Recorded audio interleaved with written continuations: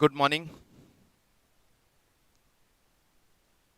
So we are starting a new topic, financial statement of not for profit organizations, NPO. Again ये भी financial statement of sole proprietorship जैसे ही important topic है। उस topic में last में manufacturing वाला portion that we will discuss later. अभी इस टॉपिक को हम पहले डिस्कस कर रहे हैं, इसे कंप्लीट करेंगे। नॉट फॉर प्रॉफिट ऑर्गेनाइजेशंस का मतलब क्या है? जिसका मोटिव प्रॉफिट अर्न करना, मतलब जिसका मोटिव सोसाइटी को सर्विसेज प्रोवाइड करना है, जिसका मोटिव अपने मेंबर्स को सर्विसेज प्रोवाइड करना है, जिसका मोटिव सोशल सर्विस है। ऐसे सारे ऑर्गेनाइजेशंस जिनका मोटिव सोशल सर्विस है, in short we can say जिनका मेन मोटिव प्रॉफिट अर्न करना नहीं है, लेकिन वो अपने मेन मोटिव यानी सोसाइटी या सोशल सर्विसेज के साथ जिन एक्टिविटीज में इन्वॉल्व होता है, उन एक्टिविटीज के थ्रू ट्रांजेक्शन्स हो रहे हैं, इकोनॉमिक एक्टिविटीज भी परफॉर्म हो रही हैं, और इकोनॉमिक एक्टिविटीज यदि परफॉर्म हो रही हैं तो कहीं ना कहीं कुछ प्रॉफिट या लॉस भी हो रहा होगा। तो हमें उनके फाइनेंशियल स्टेटमेंट्स तो डेफिनेटली बनाने हैं। अब इनके फाइनेंशियल स्टेटमेंट्स बनाने के लिए क्या, किस तरह से इनके अकाउंट्स प्रिपेयर किए जाते हैं, इनका मेनली सोल प्रोप्राइटरशिप के साथ क्या डिफरेंस है, इस तरह के ऑर्गेनाइजेशंस के इनकम के मेन सोर्सेस कौन कौन से हैं जहां से ये इनकम अर्न करते हैं, ऐसे ऑर्गेनाइजेशंस कहां पे अपने अमाउंट को एक्सपेंड करते हैं, और ये किस फॉर्म में इनकॉर्पोरेटेड है, यानी ये ग्रुप ऑफ पर्संस के द्वारा रन होते हैं, like NGOs and clubs, sport clubs और cultural clubs,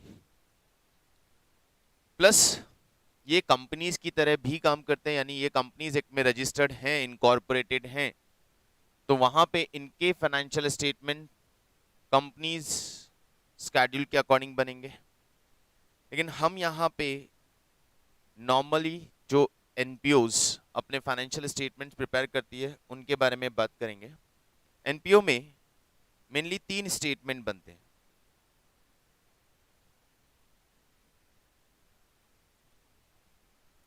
receipt and payment account, income and expenditure account,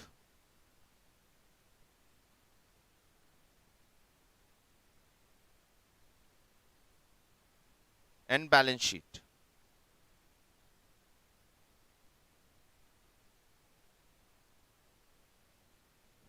तीन स्टेटमेंट, फाइनेंशियल स्टेटमेंट्स में 3 स्टेटमेंट हम बनाएंगे, income and expenditure account, receipt and payment account and balance sheet.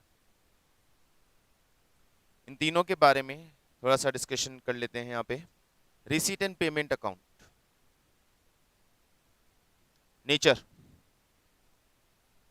ये है summarised cash book. Receipt and payment account is basically a summarized cash book of the NPO।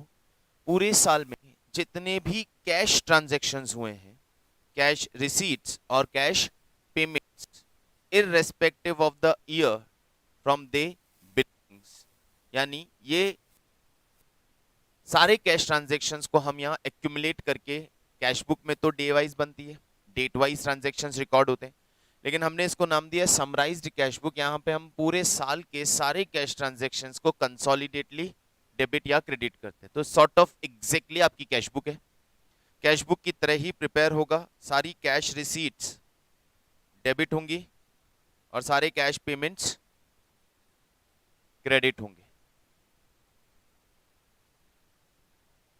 ये account cash basis पे बनेगा। There are 2 basis of accounting. कौन कौन से? Cash basis and accrual basis. Receipt and payment account cash basis of accounting पे बनता है, यानी यहां पे हम सिर्फ उन ट्रांजैक्शंस को लेंगे जिनमें कैश इन्वॉल्व है, और उन सभी ट्रांजैक्शंस को लेंगे जिनमें कैश इन्वॉल्व है। दोनों का मतलब ये कि ऐसा कोई भी ट्रांजैक्शन जिसमें कैश रिसीव्ड हुआ है या कैश का पेमेंट हुआ है, चाहे वो करंट ईयर से रिलेटेड हो, प्रीवियस ईयर से रिलेटेड हो या कमिंग ईयर से रिलेटेड हो, if cash is coming in or cash is going out during the year, we will record it in receipt and payment account. तो इसलिए हम इसे बोल रहे हैं ये कैश बेसिस पे बनेगा. All the cash transactions during the year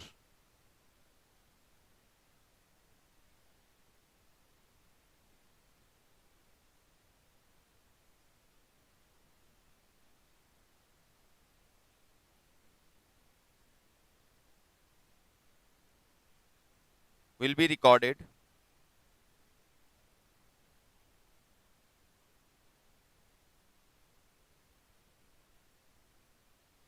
either related to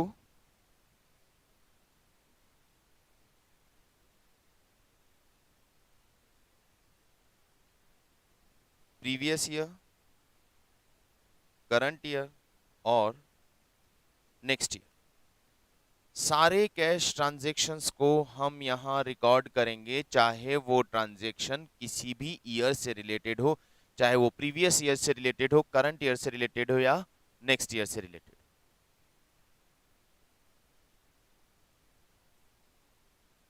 इस अकाउंट का ओपनिंग और क्लोजिंग बैलेंस क्या होगा?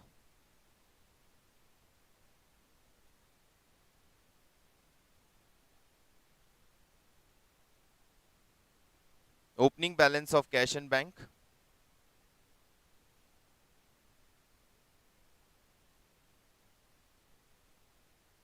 closing balance of cash and bank. This account will start with the opening balance of cash and bank, and at the end we will show the closing balance of cash and bank. Start में हम opening balance of cash and bank लेंगे and and में हम closing balance of cash and bank लेंगे. तो mainly इस account में दो चीजें ध्यान रखनी है. First, the difference will be the balance of the cash and bank, opening and closing. Debit balance के साथ स्टार्ट होगा और डेबिट बैलेंस के साथ ही एंड होगा. इसमें इसे हम कैश बेसिस पे प्रिपेयर करेंगे और सारे cash transactions during the year, जो भी कैश ट्रांजैक्शंस हुए उन सारे कैश ट्रांजैक्शंस को इसमें हम रिकॉर्ड करेंगे. Second account is income and expenditure account.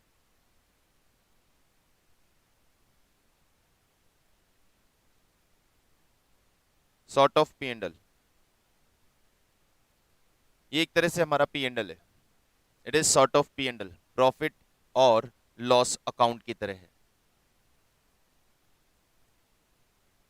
It will be prepared on accrual basis. It will be prepared on accrual basis. इसे हम accrual basis पे प्रिपेयर करेंगे. इसे हम accrual basis पे प्रिपेयर करेंगे. accrual basis पे प्रिपेयर करने का मतलब all the मतलब हम मैचिंग कॉन्सेप्ट फॉलो कर रहे हैं. मैचिंग कॉन्सेप्ट का मतलब ड्यूरिंग द ईयर का revenue and during the year revenue को मैच करने वाले सारे एक्सपेंसेस यहां पर आएंगे. Debit all expenses of current year. Debit all expenses of current year. Current year के सारे एक्सपेंसेस डेबिट होंगे, इधर पेड और नॉट. इधर पेड और नॉट करंट ईयर के अक्रूवल बेसिस. इस बात को ज्यादा स्ट्रेच करने की जरूरत नहीं, बात समझ में आ गई कि हम यहाँ क्या बात कर रहे हैं. हम यहाँ उन सारे एक्सपेंसेस को डेबिट करने वाले हैं जो करंट ईयर के रेवेन्यू के लिए मैच होते हैं, चाहे उन एक्सपेंसेस का पेमेंट हमने ड्यूरिंग द ईयर किया है या नहीं किया है, यानी आउटस्टैंडिंग होंगे तो भी आएंगे, और प्रीवियस ईयर में यदि हमने उनका पेमेंट कर दिया है तो भी यहां पर आएंगे क्योंकि वो करंट ईयर से रिलेटेड है. तो debit all expenses of current year, credit all income of current year.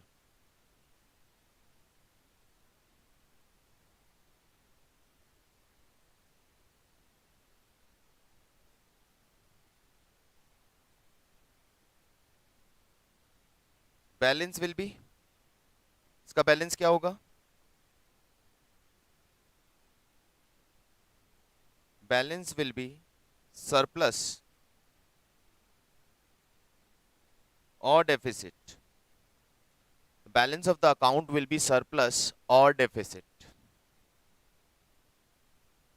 इस अकाउंट का बैलेंस या तो सरप्लस होगा या डेफिसिट होगा. सरप्लस का मतलब excess of income over expenses and deficit का मतलब excess of expenses over income.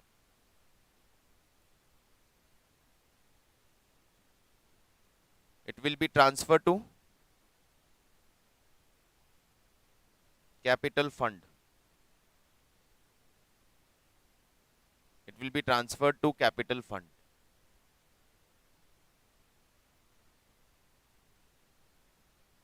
जिसे हम कैपिटल फंड में ट्रांसफर कर देंगे.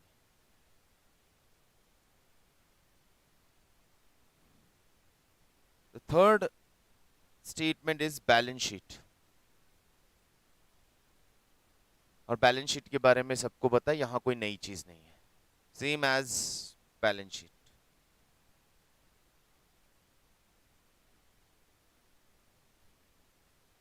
Same as balance sheet.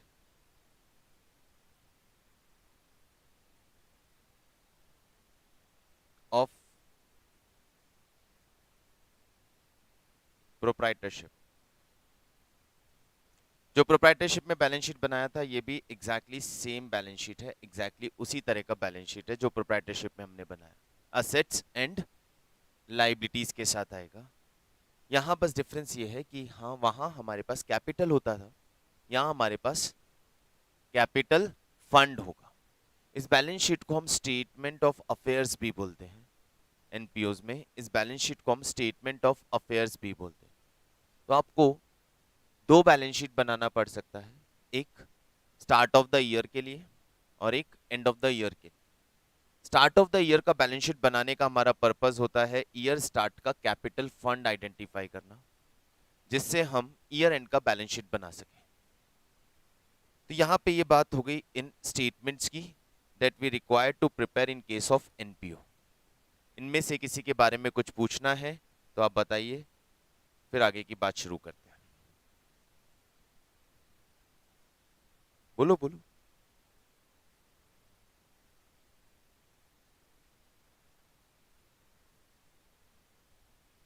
क्या हो गया? बाद में बोलना मत कि ये नहीं आता है. अभी प्रॉब्लम आ रही है, पूछते नहीं हो. बोलो. हो गया? ठीक है.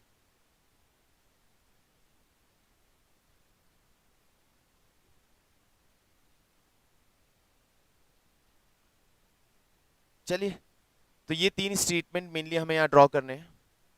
अब इन स्टेटमेंट्स को ड्रॉ करने के लिए पहले हम स्टेटमेंट्स पे आने से पहले और पहले हम क्वेश्चंस पे आने से पहले एनपीओ से रिलेटेड मेन टर्मिनोलॉजीज की बात करेंगे, क्योंकि एनपीओज में नॉर्मल बिजनेस से हट के बहुत सारे ट्रांजैक्शंस, बहुत सारी इंफॉर्मेशन, बहुत सारे इवेंट्स, बहुत सारे अलग अलग आइटम्स होते हैं.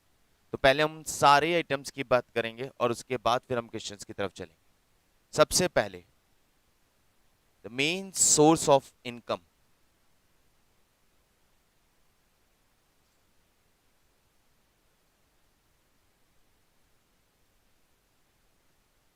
एनपीओस के मेन सोर्सेज ऑफ इनकम कौन कौन से हैं?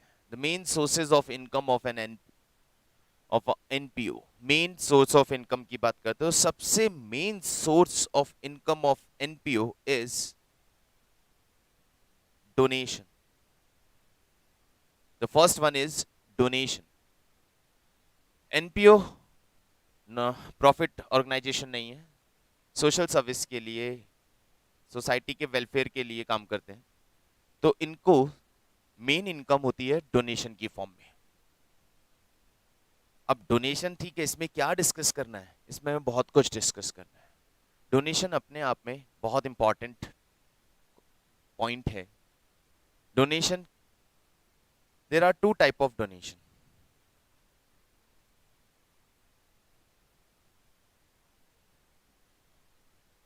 General donation and specific donation.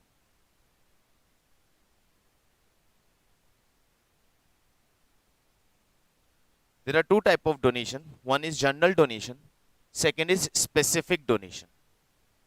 General donation का मतलब डोनेशन जिसके साथ उस डोनर ने, जिसने ये मनी डोनेट की है, कोई स्पेसिफिक पर्पस अटैच नहीं किया है।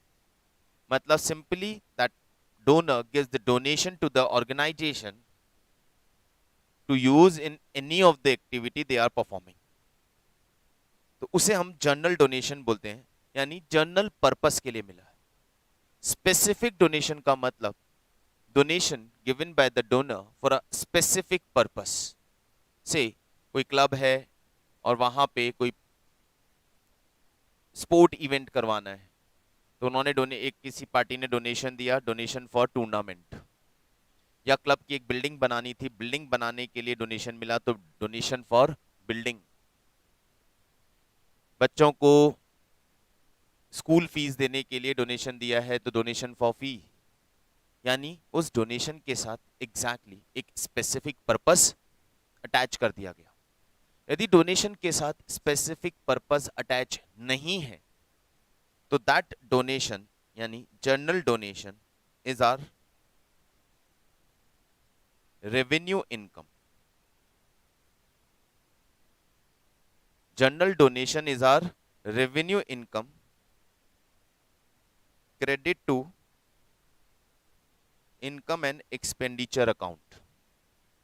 जनरल डोनेशन हमारी रेवेन्यू इनकम मानी जाएगी और उस रेवेन्यू इनकम को हम इनकम एंड एक्सपेंडिचर अकाउंट में क्रेडिट कर देंगे। लेकिन जब हम स्पेसिफिक डोनेशन की बात करते हैं,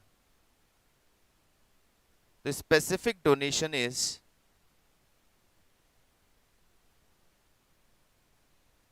कैपिटल इनकम।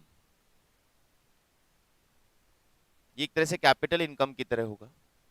अब कैपिटल इनकम बोलना भी इतना ज्यादा प्रॉपर टर्म नहीं है, हम इसे एक लाइबिलिटी की तरह ट्रीट करेंगे। लाइबिलिटी की तरह ट्रीट करने का मतलब, ये डोनेशन आपको आपकी इनकम के लिए नहीं मिला, ये डोनेशन आपको किसी पर्टिकुलर टास्क को परफॉर्म करने के लिए मिला। तो हम इस डोनेशन की मनी को उस टास्क को कंप्लीट करने के लिए, उस टास्क को फुलफिल करने के लिए ही यूज करेंगे। Until unless it will be utilised for that specific purpose, it will remain as liability in a balance sheet. We will create a fund for this donation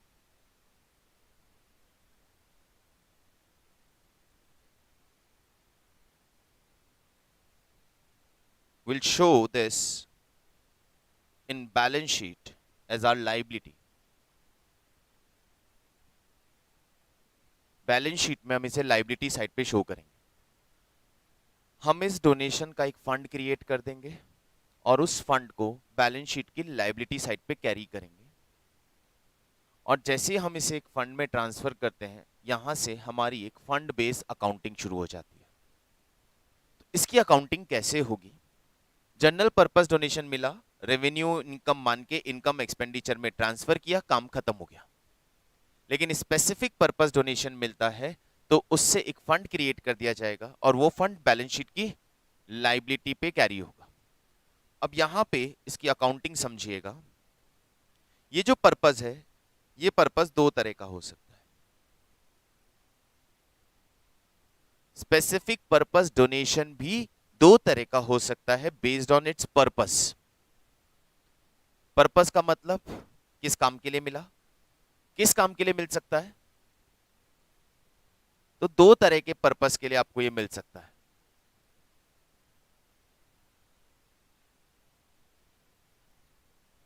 to expand, खर्च करने के लिए,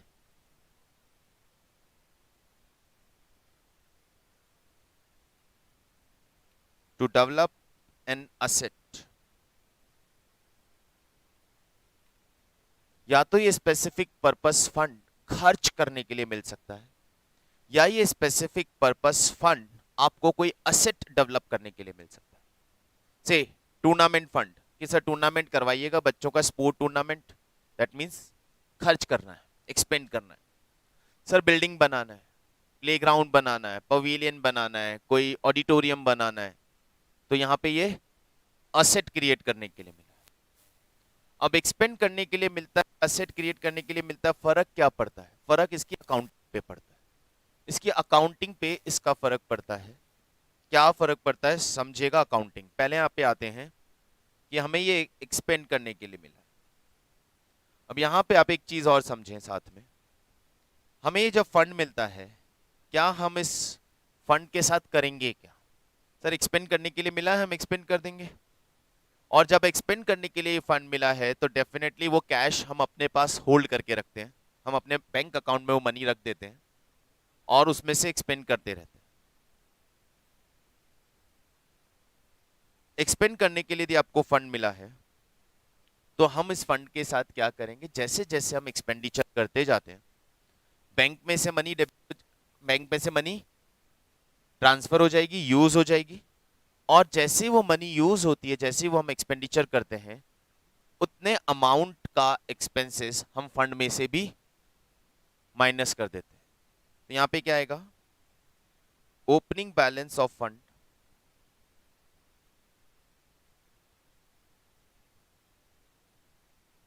add donation received during the year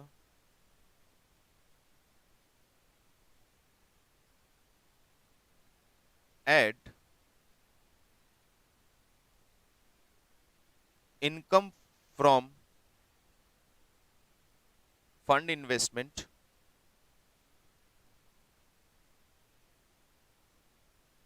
less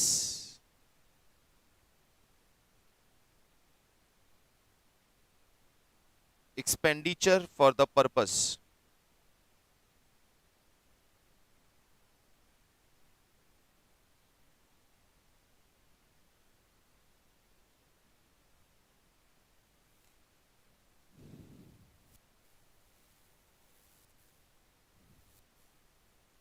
जितना हमारे पास opening balance of fund था जो specific purpose के लिए मिला था, सपोज लास्ट ईयर से कैरी होके आ रहा है, ड्यूरिंग द ईयर हमें उस पर्टिकुलर पर्पस के लिए और फंड मिला और डोनेशन मिला, हमने उसे उस फंड में ऐड कर दिया।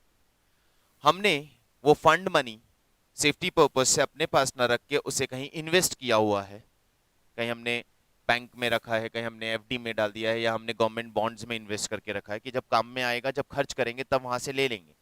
तो मीनवाइल इन्वेस्टमेंट पे यदि कोई इनकम होती है तो वो इनकम भी यहीं पे ऐड होगी।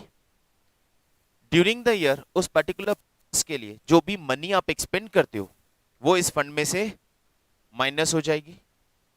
अब इसके बाद eight the end of the year जो बैलेंस बचा, उस बैलेंस का क्या करेंगे? तो यहां पे दो पॉसिबिलिटी है,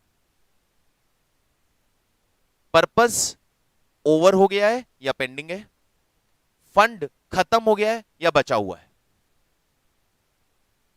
दो पॉसिबिलिटी क्या है, पहले फंड की बात करते हैं। फंड बचा है या खत्म हो गया, यानी ये बैलेंस नेगेटिव है या पॉजिटिव है।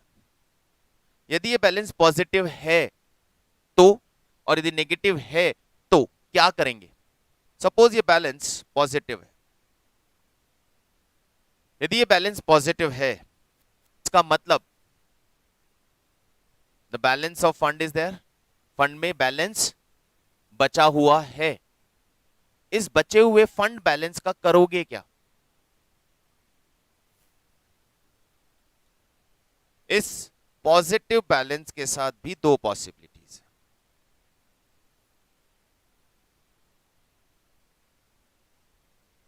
पर्पस इज ओवर, जिस पर्पस के लिए ये पैसा मिला था वो खत्म हो गया है, मतलब जिस काम के लिए ये पैसा मिला था वो काम हमने कर लिया है।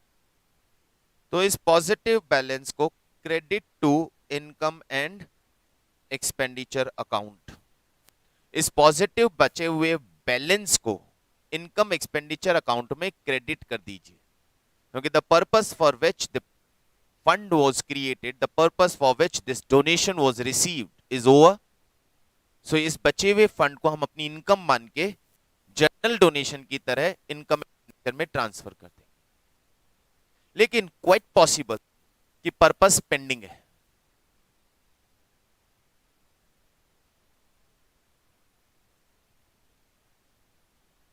पर्पस इज पेंडिंग, देन क्या करेंगे?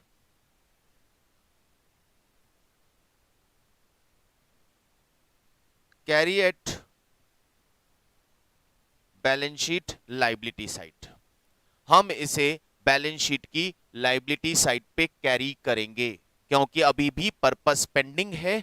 तो फंड आप यूटिलाइज उस पर्पस के लिए ही करोगे, और फंड में जो बैलेंस बचे उस बैलेंस को ही आप बैलेंस लाइबिलिटी पे कैरी करते हुए चलोगे until unless the purpose will serve। बात समझ में आ गया? बैलेंस नेगेटिव है, बैलेंस नेगेटिव है, बैलेंस नेगेटिव हो गया है। नेगेटिव होने का मतलब डेफिनेटली हमने पर्पस सर्व कर दिया है, क्योंकि पूरे फंड की मनी को जब आप यूटिलाइज करोगे और एक्स्ट्रा मनी एक्सपेंड हो गई, तभी तो आपका नेगेटिव बैलेंस आया। इसका मतलब पर्पस सर्व हो गया है। तो यहां पे आपका पर्पस मैटर नहीं करता कि पर्पस सर्व हुआ है या नहीं हुआ है। We will debit to income and expenditure account, इस मनी को, इस नेगेटिव अमाउंट को इनकम एक्सपेंडिचर में डेबिट कर दीजिए, इस नेगेटिव अमाउंट को इनकम एक्सपेंडिचर में डेबिट कर दीजिए। ये पूरा ट्रीटमेंट यहां से समझ लें, और कोई डाउट हो तो बताएं। हमने यहां समझा डोनेशन, डोनेशन में भी हमने देखा specific purpose donation. Specific purpose donation में दो पर्पसेस, पहले तो स्पेसिफिक पर्पस डोनेशन जितना भी आपके पास आएगा that will go to the balance sheet liability side as a fund. Then specific purpose donation में भी दो पर्पस हो सकते हैं, एक एक्सपेंडिचर, दूसरा असेट। यदि एक्सपेंस करने के लिए, खर्च करने के लिए पैसा मिला है तो आप इस तरह से उसकी पूरी अकाउंटिंग कंप्लीट करेंगे। फंड का opening balance plus donation received during the year for the purpose plus any income created out of the fund money invested and minus all the expenses incurred for the purpose.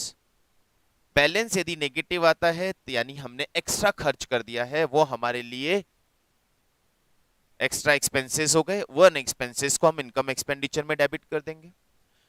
लेकिन यदि balance positive आता है, इसका मतलब या तो हमने पूरा पैसा अभी खर्च नहीं किया है, तो we will carry that balance in balance sheet as liability, और यदि हमने पूरा पैसा खर्च कर दिया यानी हमने पर्पस सर्व कर दिया है, तो हम उस बचे हुए अमाउंट को अपनी इनकम यानी जनरल डोनेशन की तरह ट्रीट करके इनकम एक्सपेंडिचर के क्रेडिट में ट्रांसफर कर। एक एक पॉइंट पे अकाउंटिंग बहुत आराम से, बहुत क्लियरली समझ के चलिएगा, क्योंकि जब एक कंसोलिडेटेड क्वेश्चन आपके पास आता है तो बहुत सारा यूं कहते हैं मिक्स मैच हो जाता है। तो एक एक पॉइंट को सेपरेटली डिस्कस कर रहा हूं मैं, एक एक पॉइंट को, तो हर पॉइंट में हर टर्म को, हर अकाउंट को, हर अमाउंट को बहुत क्लियरली समझिए, वरना ये बहुत मिक्स मैच होगा और बहुत ज्यादा कॉम्प्लिकेशंस क्रिएट कर देगा ये चैप्टर। तो यहां हमने अभी तक पूरी बात की स्पेसिफिक पर्पस डोनेशन के अंदर एक्सपेंसेस से रिलेटेड। अब हम बात करेंगे कि स्पेसिफिक पर्पस डोनेशन हमें मिला है to create an asset.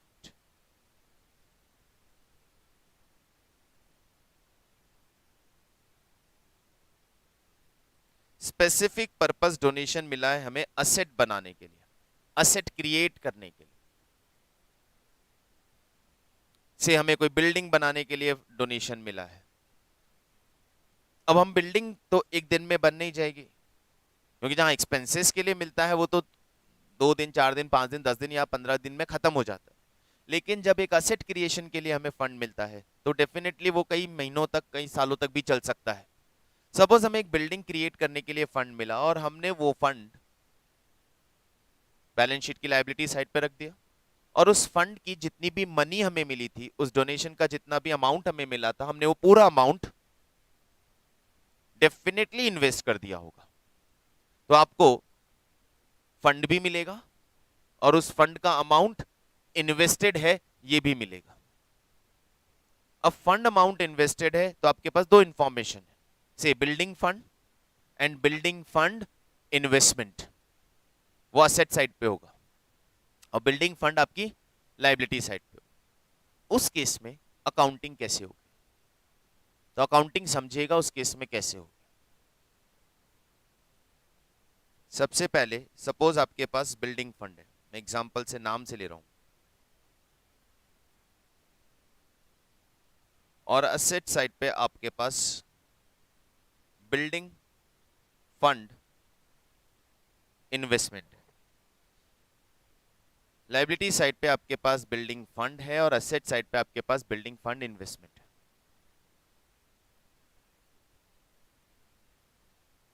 Same चीज, एड डोनेशन रिसीव्ड, इस फंड के लिए, इस पर्पस के लिए जितना डोनेशन मिला है इस साल ऐड कर दो।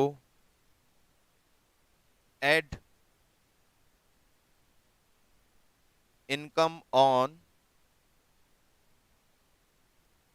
इन्वेस्टमेंट, जितना इनकम मिला है उन इन्वेस्टमेंट्स पे उसे भी ऐड कर दो।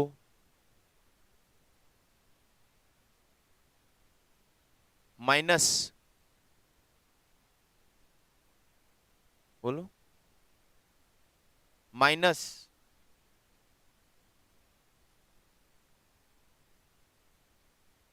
मनी स्पेंट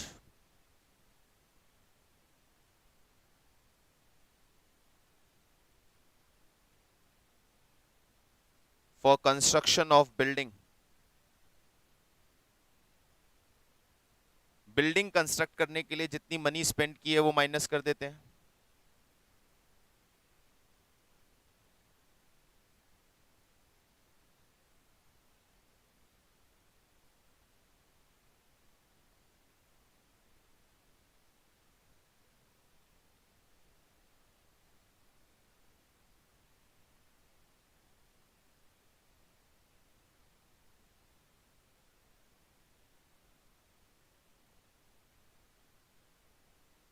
बिल्डिंग बनाने के लिए जितना मनी स्पेंड किया वो माइनस कर देते हैं।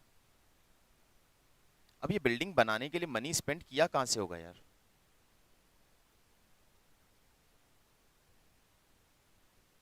जो फंड का इन्वेस्टमेंट हमने किया है वहां से मनी निकाल के हमने बिल्डिंग बनाने के लिए पैसा खर्च किया होगा ना। और जब बिल्डिंग बनाया है तो बिल्डिंग का कंस्ट्रक्शन भी हुआ होगा, और जो बिल्डिंग कंस्ट्रक्ट हुई है वो हमारे लिए क्या है? Asset.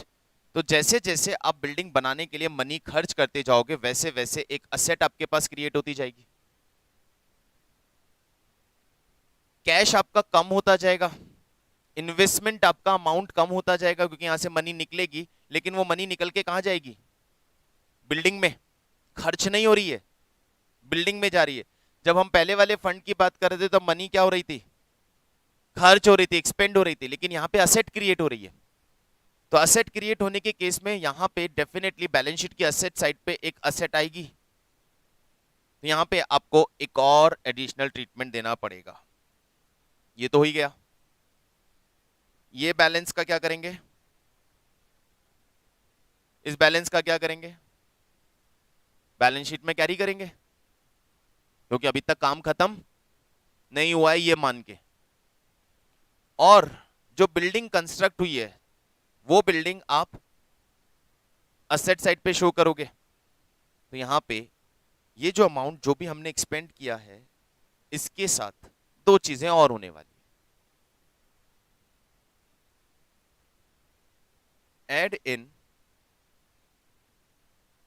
Capital fund, add in capital fund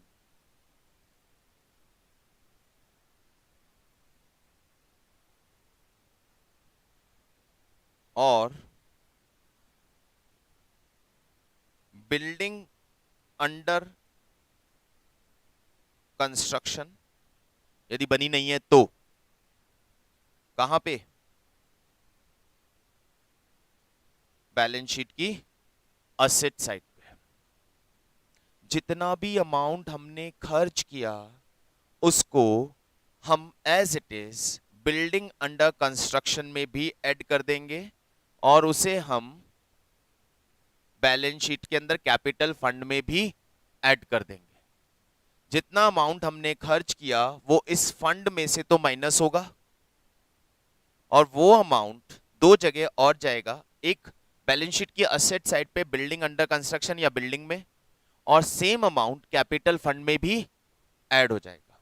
ये ट्रीटमेंट बिल्कुल केयरफुली ध्यान रखिएगा, क्योंकि ये सिर्फ ऐसे फंड के केस में होता है जहां पे आप कोई असेट फॉर्म कर रहे हो, जहां कोई असेट क्रिएट कर रहे हो, उस केस में इस तरह का फंड ट्रीटमेंट आपके पास बनेगा। तो ये ट्रीटमेंट आराम से पूरा समझिए।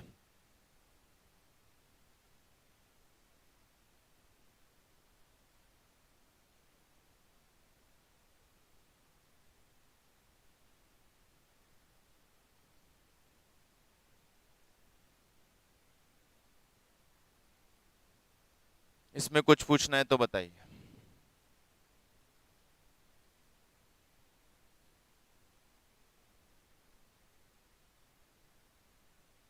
कैपिटल में क्यों ऐड कर रहे हैं, मैं इसका पूरा अकाउंटिंग प्रोसीजर आपको चलो एक्सप्लेन करता हूं जर्नल एंट्रीज के साथ। क्या क्या हुआ है इस केस में। फंड मिला, एंट्री। डोनेशन मिला, journal entry. Bank account debit to building fund. Donation मिला तो जर्नल एंट्री क्या बनेगी आपकी, bank debit to building fund. जो डोनेशन की मनी मिली उसे आपने इन्वेस्ट कर दिया, entry. Building fund investment account debit to bank. Building बनाने के लिए आपने खर्चा किया, entry. Building account debit to bank. ये खर्चा करने के लिए बैंक से जो मनी आई वो कहां से लाए, इन्वेस्टमेंट बेच के, तो एंट्री हो गई bank account debit to building fund investment. Building बनती जा रही है, खर्च होता जा रहा है, यहां पे उस फंड का क्या हुआ अभी तक, जो डोनेशन आया था वो फंड कहां गया, फंड का तो कुछ है ही नहीं। मैं एंट्रीज देख रहा हूं, इन्वेस्टमेंट बनाया, इन्वेस्टमेंट बेच दिया, बिल्डिंग बनाई, बिल्डिंग असेट साइड पे डेबिट होती जा रही है, बैंक से पैसा माइनस होता हुआ जा रहा है। ये कौन सा पैसा है, ये वाला। वो पैसा खर्च हो रहा है, बैंक क्रेडिट हो रहा है। इसका क्या, ये कहां गया, ये तो अभी भी क्रेडिट पड़ा है। वो जो बैंक डेबिट हुआ था क्रेडिट हो गया, जो इन्वेस्टमेंट किया था क्रेडिट हो गया, जो इन्वेस्टमेंट में बैंक क्रेडिट हुआ था वापस डेबिट हो गया, बिल्डिंग डेबिट हुई वो असेट में चली गई। ये फंड कहां गया, स्टिल है बैलेंस शीट की लायबिलिटी साइड पे, ये फंड अभी भी स्टिल है, और पर्पस हो गया खत्म, क्योंकि बिल्डिंग बन चुकी। फंड का क्या करूं, खत्म करना पड़ेगा, कैसे, कैपिटल में ट्रांसफर कर दो। तो जैसे बिल्डिंग कंस्ट्रक्शन कंप्लीट होगा, ये फंड तो अभी भी स्टिल पड़ा है। इस फंड का क्या हुआ, fund is fund not cash. Fund एक अकाउंटिंग एंट्री है, फंड कोई कैश अमाउंट नहीं है कि बिल्डिंग बनने से फंड कम हो जाएगा। बिल्डिंग बनने से कैश कम होगा, फंड कम नहीं होगा। तो फंड का क्या करूंगा, तो फंड को उठा के कैपिटल में ट्रांसफर कर देंगे, कि उधर असेट क्रिएट हो गई, ये फंड कैपिटल में ट्रांसफर हो गया। तो हम एक एंट्री बनाएंगे, capital fund account debit to building fund, और ये बिल्डिंग फंड से बिल्डिंग फंड कैंसिल, ये फंड, सॉरी उल्टा एंट्री बोल दिया मैंने, building fund account debit to capital fund, building fund account debit to capital fund. Building fund से building fund cancel हो गया, और कैपिटल फंड बैलेंस शीट के अंदर लायबिलिटी साइड पे जितना अमाउंट आपका कैपिटल फंड में जाएगा उतनी ही आपकी बिल्डिंग यहां पे असेट साइड में जाएगी। तो बिल्डिंग असेट में आती जाएगी, और जो बिल्डिंग फंड था वो कैपिटल फंड में स्विच होता जाएगा। जैसे बिल्डिंग कंस्ट्रक्शन कंप्लीट होगा, आपका बिल्डिंग पूरा बन के तैयार होगा, और उतना ही अमाउंट बिल्डिंग फंड से निकल के कैपिटल फंड में खत्म हो जाएगा। ये चीज वहां क्यों नहीं हुई थी, ये चीज एक्सपेंडिचर के केस में क्यों नहीं हुई थी, क्योंकि एक्सपेंडिचर के केस में यहां जो एक्सपेंसेस थे वो बिल्डिंग फंड के नाम से नहीं हो रहे थे, बिल्डिंग नहीं बन रही थी, वहां हो रहा था tournament expenses account debit to bank. और ये टूर्नामेंट एक्सपेंसेस को क्या कर रहे थे फिर हम, इस टूर्नामेंट एक्सपेंसेस का क्या कर रहे थे, इसे हम फंड में ट्रांसफर कर रहे थे। देखना अभी उस तरफ जो पहले हुआ उसकी एंट्रीज भी लेता हूं। अच्छा सवाल है, चीज समझ लेते हैं फिर। जब हम टूर्नामेंट कंडक्ट करवा रहे हैं तो ये बिल्डिंग नहीं आएगी ना, यहां पर आएंगे tournament expenses account debit to bank. फिर वही स्टार्ट से एंट्रीज काउंट करें, स्टार्ट से एंट्रीज काउंट करें तो स्टार्ट से एंट्रीज क्या बन रही हैं? बैंक आया, बैंक गया, बैंक यहां पे इन्वेस्टमेंट में गया, ये इन्वेस्टमेंट से इन्वेस्टमेंट कैंसिल, इन्वेस्टमेंट से इन्वेस्टमेंट कैंसिल। अब आपके पास दो चीजें बची हुई है। क्या क्या बचा हुआ है? टूर्नामेंट एक्सपेंसेस और बिल्डिंग फंड। अब क्या करें? टूर्नामेंट एक्सपेंसेस को क्या करूंगा? टूर्नामेंट एक्सपेंसेस को क्या करूंगा? डेबिट है टूर्नामेंट एक्सपेंसेस, असेट में तो नहीं दिखा सकते, एक्सपेंसेस भी नहीं मान सकते क्योंकि ये एक्सपेंसेस एक्सपेंसेस नहीं है, ये तो फंड की मनी को यूटिलाइज किया है हमने। तो हम यहां एक एंट्री बनाएंगे, हम यहां एक एंट्री बनाएंगे, building fund account debit to tournament, building fund account debit to tournament expenses. और जैसे ही एंट्री बनाओगे, एक्सपेंस से एक्सपेंस कैंसिल, बिल्डिंग फंड से बिल्डिंग फंड कैंसिल, जीरो हो जाएगा। तो यहां पे फंड बचेगा ही नहीं जिसे आपको कैपिटल फंड में डालना पड़ेगा। फिर भी यहां पे एक्सपेंसेस कम हुए और फंड बच गया तो हमें इनकम एक्सपेंडिचर में डाल देना। क्लियर है कॉन्सेप्ट पूरा? सब गेम जर्नल एंट्री से बनाते हैं। देखिए बिल्कुल बात करेक्ट है कि यहां मैं स्टेटमेंट फॉर्म से लिखवा रहा हूं, ये प्लस करना है, ये माइनस करना है, तो याद करना तो वो तो ठीक है, लेकिन इसके पीछे का रीजन नहीं पता होता तो याद की भी चीज कंफ्यूजन क्रिएट करती है। आपने पूछा है, बिल्कुल बढ़िया, लॉजिक अभी क्लियर होता है। बिल्डिंग फंड और टूर्नामेंट फंड में डिफरेंस क्या है? बेसिक डिफरेंस क्या है? यस, बिल्डिंग फंड से एक असेट बिल्डअप हो रही है और टूर्नामेंट फंड से सिर्फ मनी खर्च हो रही है। अब बिल्डिंग फंड से असेट डेवलप हो रही है तो वो असेट साइड पे आ रही है, इसलिए वो फंड एज इट इज पड़ा हुआ है जिसे हमें कैपिटल फंड में डालना पड़ेगा। टूर्नामेंट फंड से एक्सपेंसेस हो रहे हैं, वो एक्सपेंसेस हम उस फंड से सेट ऑफ कर देते हैं, इसलिए फंड बचता ही नहीं है और वो कैपिटल फंड में जाता ही नहीं। डन? तो ये पूरा ट्रीटमेंट हुआ आपका डोनेशन से रिलेटेड, जहां हमने specific donation and general donation दोनों की पूरी बात कर ली। आई थिंक ये कॉन्सेप्ट बिल्कुल क्लियर हो गया कि क्या करना है आपको जनरल डोनेशन के साथ एंड स्पेसिफिक डोनेशन में आपको क्या करना है। सर हम इस इन्वेस्टमेंट का क्या करेंगे? आप कुछ नहीं करेंगे जब तक क्वेश्चन आपको इन्फॉर्म नहीं करता कि वी सोल्ड सच इन्वेस्टमेंट्स। पढ़ा है? यदि बचा हुआ है इन्वेस्टमेंट तो अभी भी बचा हुआ होगा, मुझे उस पर दिमाग ही नहीं लगाना है कि इन्वेस्टमेंट बचा है या खत्म हो गया। ठीक है, चलिए, ये था हमारा फर्स्ट आइटम।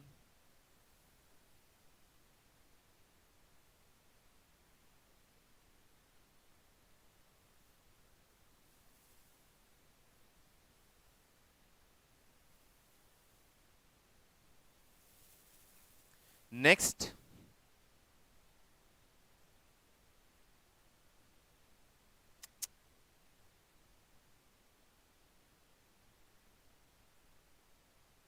नेक्स्ट लेंगे again the next source of income, the again the next main source of income,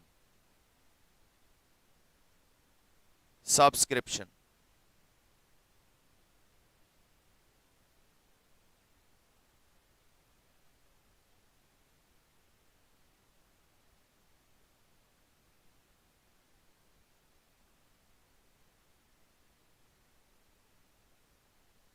next main source of income is subscription.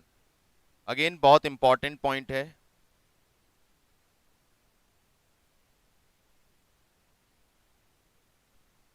Subscription.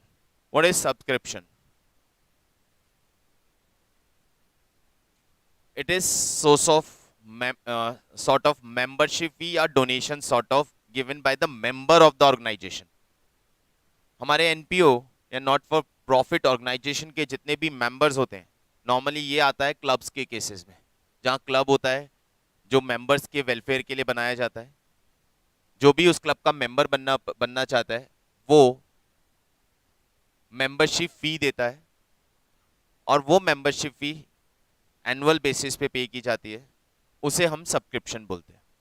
Subscription is the amount of membership fee paid by the members of the club on annual basis, और ये second most largest income source of the NPOs. ये NPO का second largest income source होता है। इसमें करना क्या है? करना कुछ भी नहीं है, बहुत सिंपल सा चीज है, इट्स इनकम। इनकम है तो क्रेडिट होगी। लेकिन यहाँ पे सब्सक्रिप्शन पे अपने आप में बहुत इंपॉर्टेंट एडजस्टमेंट्स बनते हैं हमारे पास। तो सब्सक्रिप्शन पे यदि आपके पास ऑब्वियसली यदि क्वेश्चन होगा तो सब्सक्रिप्शन पे डिटेल तो होगा ही। तो सब्सक्रिप्शन पे आपके पास क्वेश्चन होता है तो आपको सब्सक्रिप्शन देखते ही सबसे पहला काम क्या करना है? सब्सक्रिप्शन का अकाउंट बना लेना है। मैं प्लस माइनस एडजस्टमेंट स्टेटमेंट उस फॉर्म में जाने में बिल्कुल इंटरेस्टेड नहीं हूँ, क्योंकि वहां से आप कभी भी करेक्ट डायरेक्शन में नहीं जाओगे, मिस्टेक होगा। इसलिए बेटर तरीका है कि आप सब्सक्रिप्शन का लेजर अकाउंट बना दें।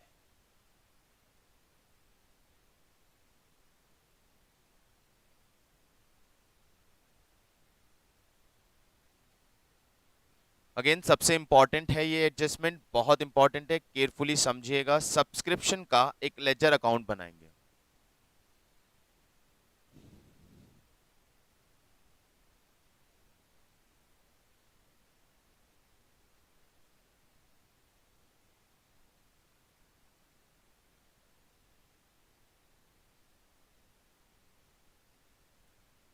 इसकी डेबिट साइड पे सबसे पहले आएगा to subscription, outstanding subscription, beginning, यानी ईयर स्टार्ट पे, जैसे आप ओपनिंग बोलें या बिगिनिंग बोलें।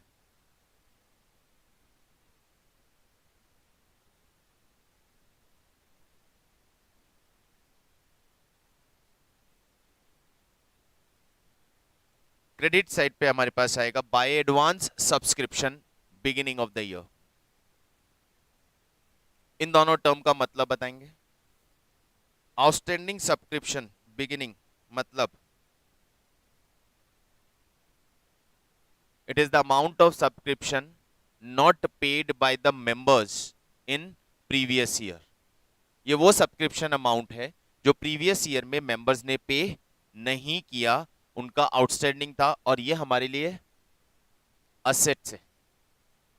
एक तरह से आउटस्टैंडिंग वर्ड यूज में लिया जाता है, बेसिकली इसको हमने अक्रूड वर्ड से समझा है, तो it is sort of accrued income. Subscription outstanding at the beginning का मतलब ये हमारे लिए अक्रूड इनकम है, प्रीवियस ईयर का अक्रूड इनकम। हर वर्ड का मीनिंग भी क्लियर होना जरूरी है, सिर्फ याद मत करना। Outstanding subscription at the beginning का मतलब है सब्सक्रिप्शन पेंडिंग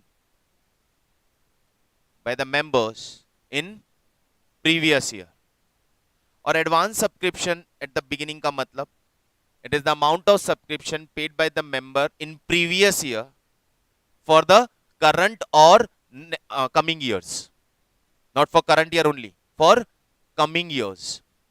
तो आउटस्टैंडिंग का मतलब पिछले सालों का बकाया सब्सक्रिप्शन, और एडवांस बिगिनिंग का मतलब पिछले साल ऐसा सब्सक्रिप्शन जो हमें रिसीव तो हो गया है but that is not related from the previous year, it is related of the current year or coming years, not necessary कि सिर्फ current year का related हो, coming years के लिए भी हो सकता है। it is related with the current year or coming years. Then by receipt and payment, received, by receipt and payment में आएगा रिसीव्ड ड्यूरिंग द ईयर। इस साल कितना सब्सक्रिप्शन मिला, इस साल कितना सब्सक्रिप्शन मिला इन कैश, चाहे वो किसी भी साल का हो, करंट ईयर का हो, पिछले साल का बाकी था वो मिला हो, अगले साल के लिए एडवांस मिला हो, कोई फर्क नहीं पड़ता। Total amount received during the year. वापस बोल रहा हूं, दिमाग खोल के समझ लीजिएगा, याद रख लीजिएगा इस चीज को, क्योंकि मैं इतना इंश्योर हूं, इतनी गारंटी दे सकता हूं कि हम जब क्वेश्चन करेंगे आप फिर गलती करोगे, इतना बोलने के बाद भी करोगे, इसलिए वापस समझ लो। हम यहां लेंगे received during the year, either related to any year, previous year, current year, next year, कभी कभी ड्यूरिंग द ईयर रिसीव हुआ है तो वो यहां पर आएगा। कहां से पता चलेगा ड्यूरिंग द ईयर कितना रिसीव हुआ है? रिसिप्ट एंड पेमेंट अकाउंट के रिसिप्ट साइड पे लिखा हुआ होगा, या एडिशनल इंफॉर्मेशन से आएगा, या हम निकालेंगे कैलकुलेट करके।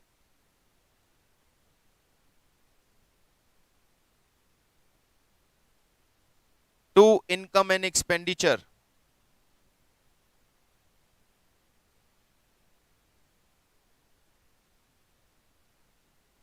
subscription income of current year.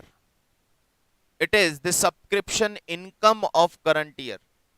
Current year का सब्सक्रिप्शन इनकम मतलब, करंट ईयर का सब्सक्रिप्शन इनकम मतलब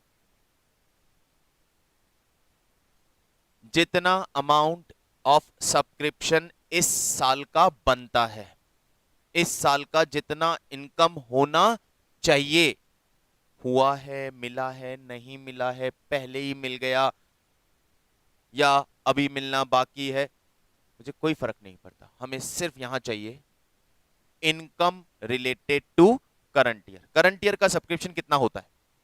1000 members are there in club and subscription per member is 500 rupees. तो 5 lakh rupees will be the subscription to be received during the year. वो 5 लाख यहां आ जाएगा, होना चाहिए इतना। आया नहीं आया, कम आया, पिछले साल आ गया, अगले साल आएगा, वो बाद में देखेंगे, लेकिन 5 लाख रुपीज यहां आना चाहिए। By income and expenditure,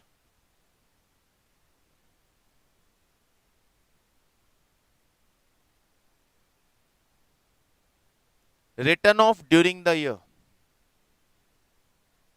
by income and expenditure, return off during the year. It is that amount of subscription pending from the members जिन्होंने membership, जिनका membership हमने कैंसिल कर दिया, जिनका membership कैंसिल हो गया है और यदि उनका कोई सब्सक्रिप्शन आउटस्टैंडिंग चल रहा है तो अब वो आएगा भी नहीं। लेकिन आपने उस आउटस्टैंडिंग मेंबरशिप को, सब्सक्रिप्शन को अपनी इनकम मान लिया होगा। आउटस्टैंडिंग है मतलब आना बाकी है, इनकम तो हम उसे भी मानते हैं जो आना बाकी है, तो हमने उसे अपनी इनकम मान लिया होगा। लेकिन अभी पता चला कि उस मेंबर का मेंबरशिप ही कैंसिल हो गया है, खत्म हो गया है, तो वो जो आउटस्टैंडिंग था वो अब नहीं आएगा। और यदि वो आउटस्टैंडिंग अब नहीं आएगा तो उसे आप राइट ऑफ कर दो, और राइट ऑफ करने के लिए उसे हम इनकम एक्सपेंडिचर के डेबिट में ट्रांसफर कर देंगे। The subscription written off during the year.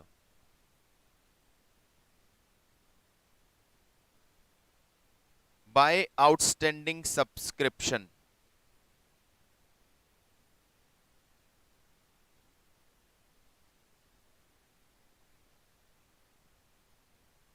by outstanding subscription, क्या आएगा यहां पे?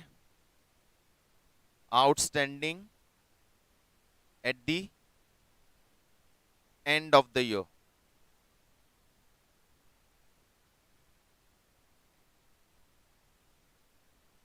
Outstanding at the end of the year. मैं वापस बोल रहा हूं ये line, outstanding at the end of the year. Outstanding for the year नहीं, outstanding at the end of the year. बहुत इंपॉर्टेंट टर्म है ये पूरा क्वेश्चन खराब करती है आपका। यहां हमें सब्सक्रिप्शन चाहिए outstanding at the end of the year, मतलब करंट ईयर के एंड पे कितना सब्सक्रिप्शन रिसीव होना बाकी है। कौन से साल का? सॉरी, किसी भी साल का, किसी भी साल का। वही डिफरेंस है, for the year eight the end of the year में। आउटस्टैंडिंग फॉर द ईयर का मतलब होता है इस साल का बाकी, और outstanding at the end of the year का मतलब होता है इस साल तक का बाकी। हमें सिर्फ इस साल का बाकी पेंडिंग या आउटस्टैंडिंग सब्सक्रिप्शन नहीं लेना है। यहां पे इस साल के एंड तक जितना भी सब्सक्रिप्शन बाकी चल रहा है पिछले सालों का, वो पूरा लेना है। पिछले साल यहां पे 10,000 का सब्सक्रिप्शन पेंडिंग चल रहा था, इस साल हमें 1 लाख का सब्सक्रिप्शन मिलना चाहिए था। इस साल हमें टोटल 80,000 का सब्सक्रिप्शन मिला, जिसमें से पिछले साल का 8,000 रिकवर हो गया, जिसमें से पिछले साल का 8,000 रिकवर हो गया। बताओ outstanding subscription at the end of the year, मतलब ये हुआ, मैं पूछ रहा हूं, बताओ outstanding subscription for the year, outstanding subscription for the year,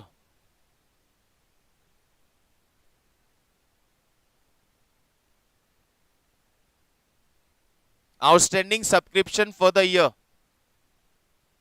28,000।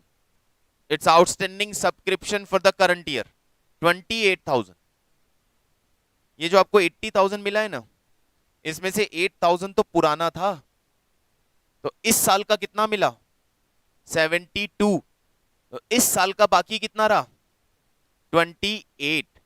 यहां नीचे कितना आएगा आउटस्टैंडिंग 30,000। 28 तो इस साल का बाकी है, और 2,000 पिछले साल का भी बाकी चल रहा है। पिछले साल का 10,000 बाकी था, 8,000 मिल चुका है, तो 2,000 पिछले साल का भी बाकी चल रहा है। तो outstanding at the end of the year will be 30,000। ये डिफरेंस समझना है, बहुत इंपॉर्टेंट। यहीं से सारा कैलकुलेशन गड़बड़ होता है। हमें चाहिए यहां पे subscription outstanding at the end of the year, eight the end of the year, not for the year. Year and पे कितना सब्सक्रिप्शन आउटस्टैंडिंग चल रहा है। 2, advance subscription at the and,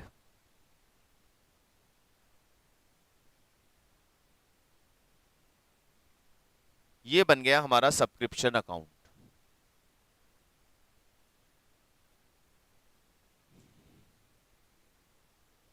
अब यहां पे क्या क्या मिसिंग हो सकता है, कुछ भी मिसिंग हो सकता है। फर्स्ट नंबर पे इनकम एक्सपेंडिचर का अमाउंट मिसिंग हो सकता है, बैलेंसिंग फिगर से निकालेंगे। सेकंड नंबर पे रिसीट एंड पेमेंट का अकाउंट मिसिंग हो सकता है, तो बैलेंसिंग फिगर से निकालेंगे। हो सकता है outstanding at the and missing है, तो वो बैलेंसिंग फिगर से निकालेंगे। नॉर्मली ये 3 अमाउंट मिसिंग हो सकते हैं। एडवांस को मिसिंग का चांसेस नहीं है, एडवांस का इंफॉर्मेशन जनरली मिलता है। यदि आपका बैलेंस कहीं आ रहा है तो डेफिनेटली वो तो या इसका होगा या इसका होगा, एडवांस का नहीं होगा। एडवांस का हमेशा गिवन होगा। अभी अकाउंट तो बना लिया है, इसकी इंफॉर्मेशन, कौन सी इंफॉर्मेशन कहां जाएगी, ये कहां जाएगा,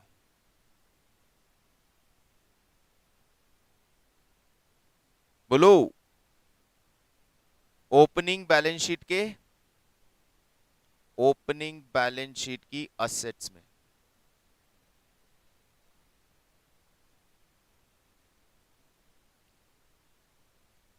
ये कहां जाएगा, ओपनिंग बैलेंस शीट की लाइबिलिटी में। ये काउंटर एंट्रीज करना मत भूलिएगा, वरना सब कुछ बेकार है। ये ओपनिंग बैलेंस शीट के असेट में जाएगा, ये ओपनिंग बैलेंस शीट के लाइबिलिटी में जाएगा। ये कहां जाएगा,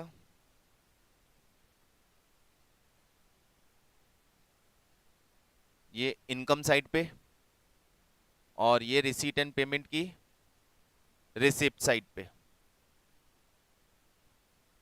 ये क्लोजिंग बैलेंस शीट की लाइबिलिटी, ये एक्सपेंडिचर साइड पे, एंड ये क्लोजिंग बैलेंस शीट की asset.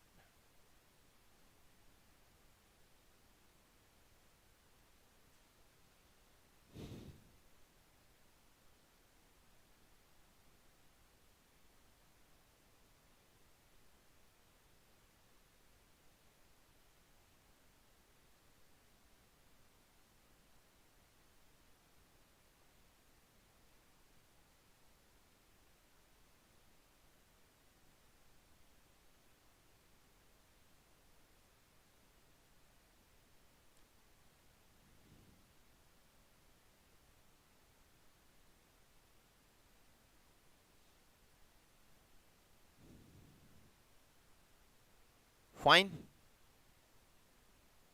Subscription account clear. Question को थोड़ा सा केयरफुली पढ़ना पड़ेगा, सब्सक्रिप्शन से रिलेटेड सारी इंफॉर्मेशन को निकाल के समझना पड़ेगा और फिर ये अकाउंट बना के उनकी डबल एंट्रीज परफॉर्म करनी है। नेक्स्ट,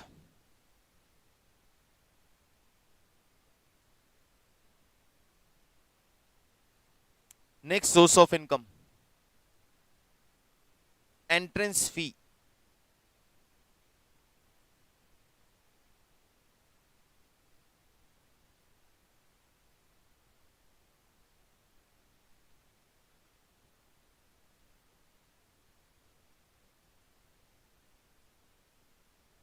और मेंबरशिप फी, इस नाम से भी मिलता है, एंट्रेंस फी और मेंबरशिप फी। कौन सा इनकम है ये हमारे लिए?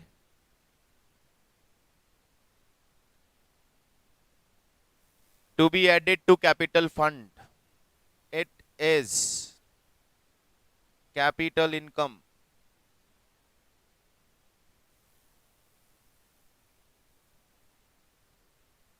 Add to capital fund,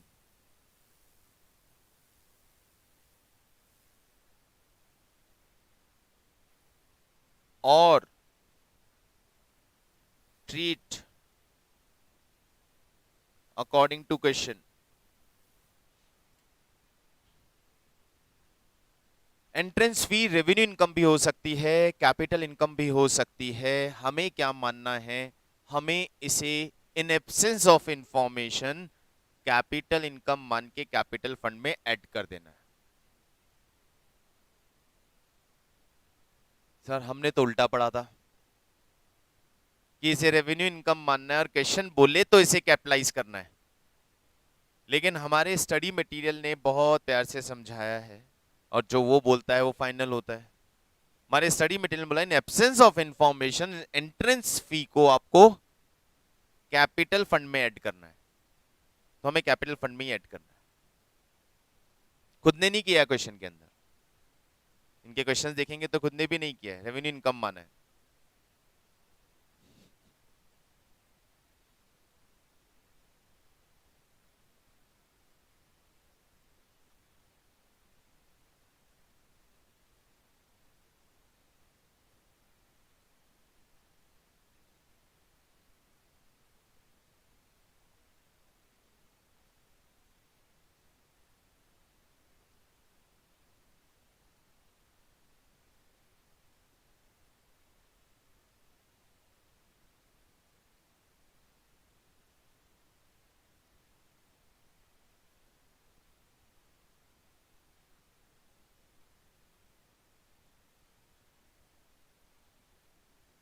Entrance and admission fee, such fee which are payable by a member on admission to club or society are normally considered capital receipt and credited to capital fund।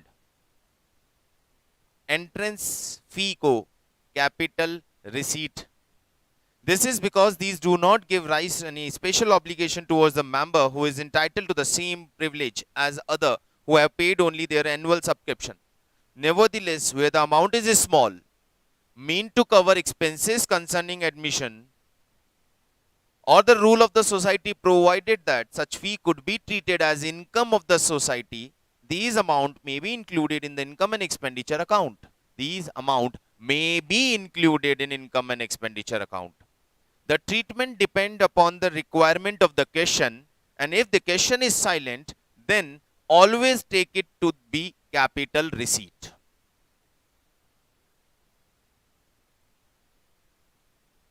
ठीक है, membership fee वहां से काट दो, membership fee काट दो वहां से। एंट्रेंस फी की बात हो रही है, एंट्रेंस फी के बारे में रखेंगे इसको। Membership fee is revenue income, लेकिन उसके अंदर भी ट्विस्ट डालेंगे। Entrance fee clear. Next, life membership fee.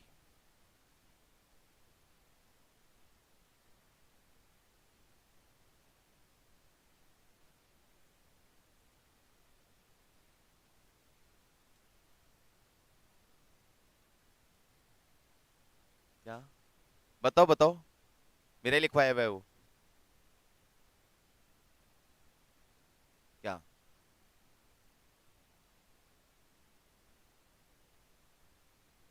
क्या एड ऑन है बताओ।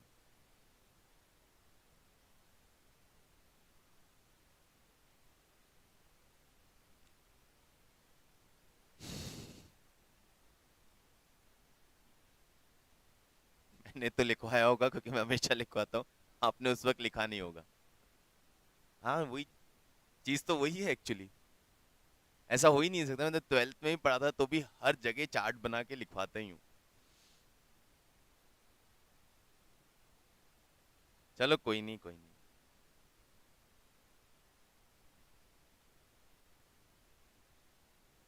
गलत काम जो भी होता है वो हम करते हैं, सही काम जो भी होता है वो आप लोग करते हैं। तो इसमें तो आदत हो गई हमारी। चलिए, life membership fee. What is life membership फी?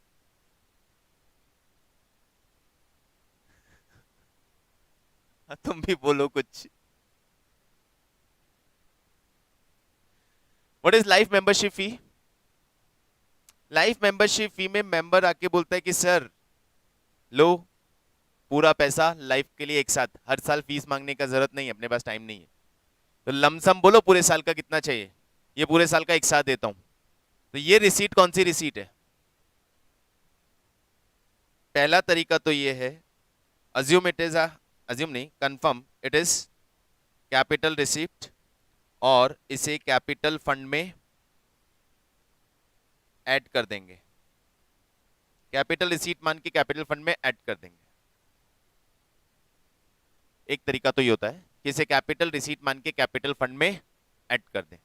दूसरा बेटर तरीका ये है, it is capital receipt but इसे हम बैलेंस शीट की लाइबिलिटी साइड पे लाइफ मेंबरशिप फी फंड या लाइफ मेंबरशिप फी के नाम से सेपरेटली शो कर दें। ये अच्छा है, बेटर है कि इसे हम अलग से शो कर दें। अब इसे हमने अलग से शो कर तो दिया, देन व्हाट नेक्स्ट? अब क्या, अभी इसके साथ और क्या करना है? सर ये तो गलत बात है ना।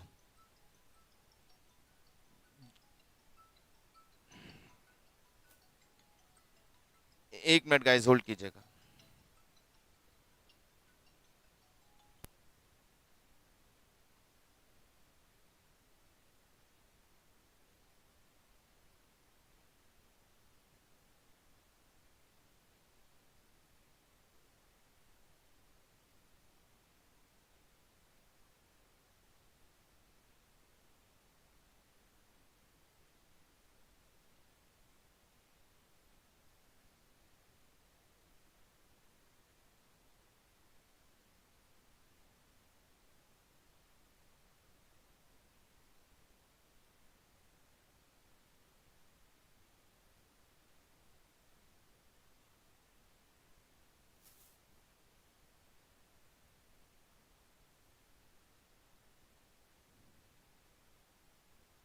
क्या हो गया?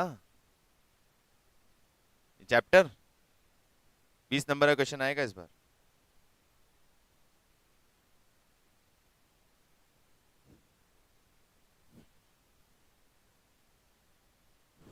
15 से 20 नंबर का क्वेश्चन है।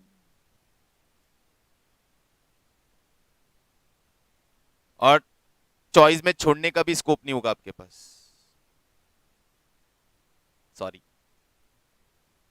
अगर आप किसी भी चैप्टर को चॉइस में छोड़ने का सोचोगे तो फिर तो क्या क्या छोड़ोगे? फाइनल अकाउंट ये भी चॉइस में छोड़ देते हैं, एनपीओ ये भी चॉइस में छोड़ देंगे, कंसाइनमेंट आएगा वो तो आता ही नहीं, वो भी चॉइस में छोड़ देंगे, रेक्टिफिकेशन तो बहुत टफ है, क्वेश्चन ही नहीं होता हमसे, वो भी चॉइस में छोड़ देंगे। कंपनी ये क्या होता है, ये भी चॉइस में छोड़ देंगे। इतनी चॉइस वो देंगे नहीं। चलो आ जाओ, रेस्टोरेंट का मेन्यू कार्ड नहीं है जो चॉइस मिल रही है। चलो आ जाओ। करना ही पड़ेगा। लाइफ मेंबरशिप फी अलग से बैलेंस शीट की लाइबिलिटी साइड पे शो कर दिया जाएगा, और इस लाइफ मेंबरशिप फी में सर यहां गड़बड़ है। गड़बड़ ये है कि जो मेंबर हर साल फी दे रहा है सब्सक्रिप्शन की फॉर्म में, उसे तो रेवेन्यू इनकम मान रहे हो, जिसने एक साथ दे दी उसे कैपिटल इनकम मान ली, तो गलत है। बोले हाँ, इस गलती को ठीक कर लेंगे। कैसे? इस लाइफ मेंबरशिप फी के अंदर से एवरी ईयर जितना उसका सब्सक्रिप्शन एनुअली आना चाहिए था, उतना अमाउंट निकाल के इनकम एक्सपेंडिचर में ट्रांसफर करते जाएंगे। तो every year we will transfer some amount from this life membership fee to income expenditure। ठीक है, यहां नीचे लिख दो, every year some amount will be transferred to income and expenditure account, income side।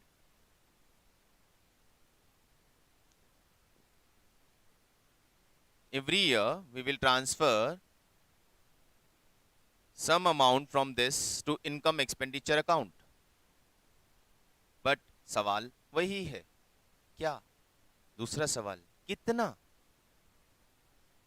कितना ट्रांसफर करोगे? कितना ट्रांसफर करोगे? तो हमारे पास तीन चॉइसेस है, मैं दो ही की डील करता हूं। पहला choice, equal to, equal to, अरे यार तुम क्या चाहते हो?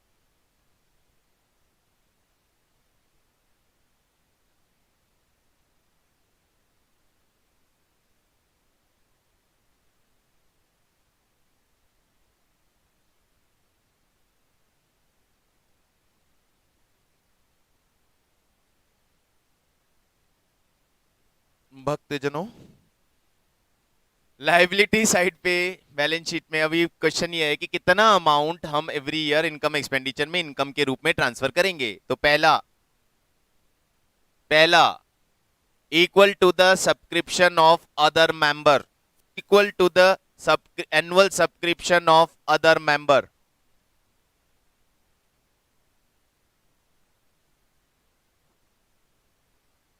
Equal to the subscription of annual subscription of other member. जैसे पर मेंबर जितना सब्सक्रिप्शन फीस है उतना अमाउंट हम उसका अमाउंट इनकम में ट्रांसफर करते रहेंगे।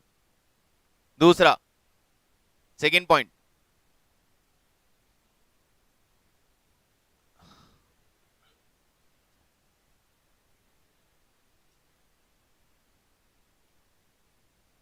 Average amount as per estimated life. Average amount as per estimated life मतलब उस बंदे की लाइफ एस्टिमेट कर लेंगे कि अभी वो कितने साल और दुनिया में रहने वाला है, फिर उसके टोटल लाइफ मेंबरशिप फी को उसकी उस एज से डिवाइड कर लेंगे, तो पर ईयर जो अमाउंट निकल के आएगा वो हम ट्रांसफर करते रहेंगे। तो दो ऑप्शन हो गए, या तो हर मेंबर के बराबर का सब्सक्रिप्शन ट्रांसफर कर दो, या उसकी लाइफ एस्टिमेट करके पर ईयर जो एवरेज अमाउंट आ रहा है वो एवरेज अमाउंट हम ट्रांसफर कर देंगे। लेकिन समस्या, लाइफ मेंबरशिप फी जो हमने ली है वो बल्क में ली है, तो ऑब्वियसली लाइफ एस्टिमेशन तो प्रॉपरली हो नहीं सकता।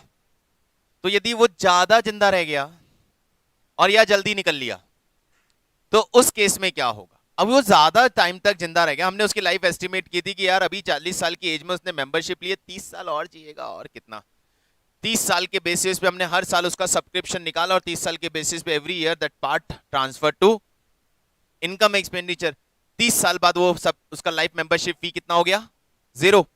वो तो अभी भी जिंदा है, अगले साल फिर आ गया क्लब के अंदर, तो क्या क्लब की एक्सेस बंद हो जाएगी? नो, क्योंकि वो लाइफ मेंबरशिप फी थी, तो क्लब की एक्सेस बंद नहीं होगी। देन देन देन कुछ नहीं करना है, 0 हो गया ना लाइफ मेंबरशिप फी, देन कुछ नहीं करना है, आने दो उसको क्लब में, कुछ नहीं होगा, आपका काम अकाउंटिंग का खत्म। लेकिन हमने 30 साल की लाइफ एस्टिमेट की थी, 30 साल के बेसिस पे हमने उसका सब्सक्रिप्शन ट्रांसफर किया था और वो 15 साल में ही दूसरे क्लब में चला गया, तो उस केस में लाइफ मेंबरशिप फी का बैलेंस पेंडिंग बचेगा। तब क्या करेंगे, उसे कैपिटल फंड में ट्रांसफर कर देंगे। लिख दीजिए, if he dies, if he dies and life membership fee balance remain, यदि भाई साहब निकल लिए और लाइफ मेंबरशिप का बैलेंस रिमेनिंग है, ट्रांसफर टू कैपिटल फंड, उसे कैपिटल फंड में ट्रांसफर कर दीजिए।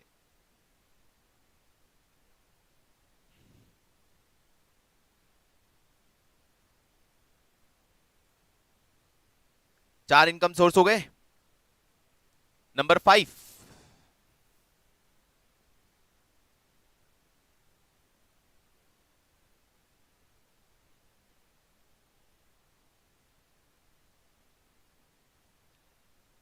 legacy.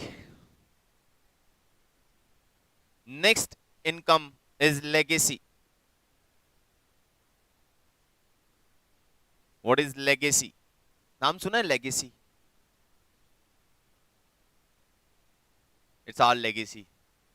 फिल्मों में सुनने को मिलता है ना, ये राजों के घराने से है, हमारी लेगेसी है ये।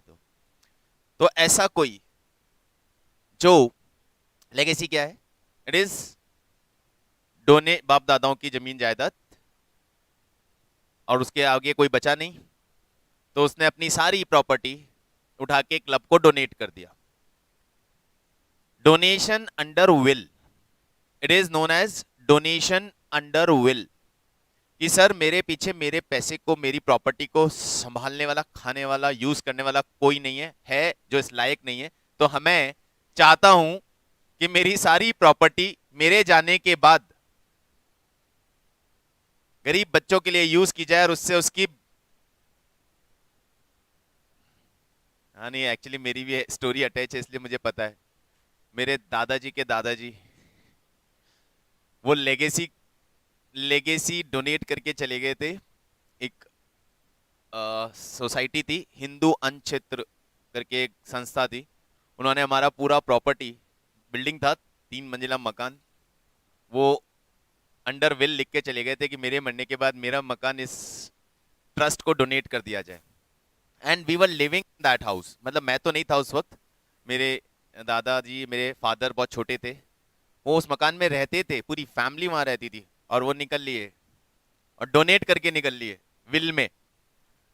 ट्रस्ट आया, ट्रस्ट उठा के ले गया, प्रॉपर्टी उठा के मतलब कागज ले गया। फिर मेरी दादी ने छोटे से उसी मकान में एक रूम नहीं छोड़ा, और वहां रह के केस फाइट किया। वो केस चला करीब करीब 8 साल। 8 साल वो उस एक छोटे से कमरे में पूरी फैमिली 5 मेंबर्स सरवाइव किए, और 8 साल में केस, उस बीच में मेरे दादाजी की डेथ भी हो गई थी। तो मेरी दादी ने अकेले वो केस फाइट किया, और उस ट्रस्ट से केस जीत के प्रॉपर्टी वापस अपने नाम ट्रांसफर करवाई। ये केस हुआ था लेगेसी का, इसलिए मुझे इस लेगेसी से बहुत लेगेसी है, लगाव है। Legacy, it is donation under will. And donation under will का मतलब क्या है? डोनेशन अंडर विल का मतलब है कि जहां कोई पर्सन विल में ये लिख के चले जाता है कि this property will be used by the trust either for general purpose और फॉर स्पेसिफिक पर्पस। तो इसमें लिख लीजिएगा, it's a capital receipt, it's a capital receipt and treatment will be same as donation. तो legacy is sort of donation, ये donation ही है, बस इस डोनेशन का, ये डोनेशन आएगा कब? उस पर्सन की डेथ के बाद विल के अंडर में। तो it is a capital receipt same as donation. Next source of income, subsidy by government. Subsidy by government, या नहीं, इसको ऐसे लिखो, सॉरी, गवर्नमेंट ग्रांट ज्यादा अच्छा वर्ड है, गवर्नमेंट ग्रांट।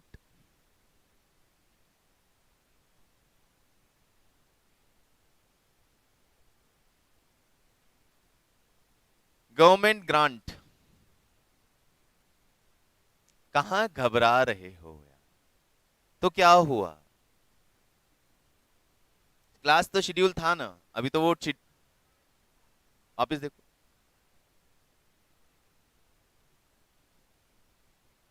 कब से था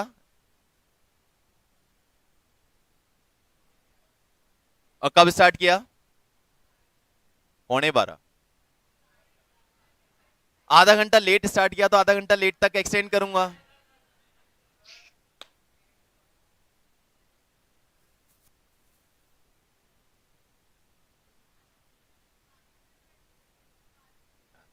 government grant,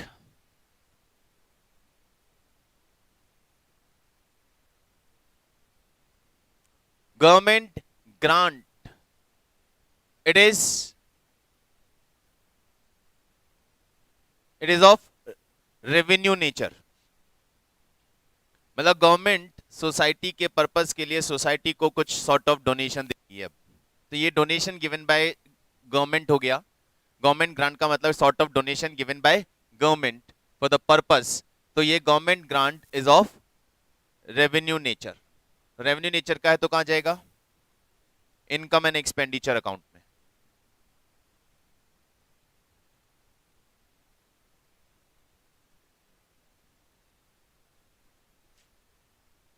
next, income source, any idea?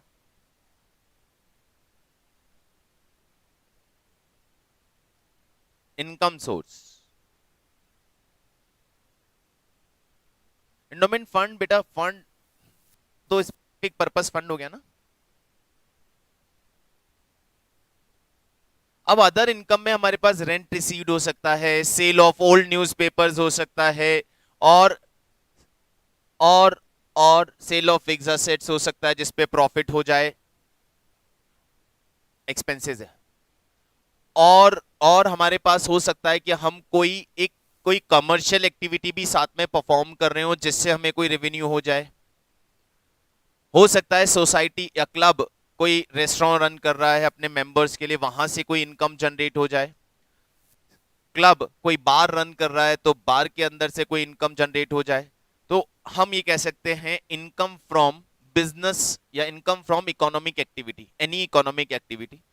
तो उस इकोनॉमिक एक्टिविटी से कोई इनकम आएगा, इनकम के लिए हमें सेपरेट एक अकाउंट यानी ट्रेडिंग अकाउंट की तरह बनाना पड़ेगा, जिसमें उस पर्टिकुलर एक्टिविटी के सारी इनकम रेवेन्यूज लेंगे, वहां पे उस एक्टिविटी से रिलेटेड सारे एक्सपेंसेस को डेबिट करेंगे, और वहां से जो आउटकम आएगा इधर प्रॉफिट और लॉस, उसे हम इनकम एक्सपेंडिचर में ट्रांसफर करेंगे। उस पार्ट पे डिस्कस सेपरेट करेंगे, सेपरेट हेड में करेंगे। यूं करके बैठी, ये यूं करके बैठी, बस आगे ना बोले नया हेड। ओके, कल मिलते हैं, bye, see you, thank you.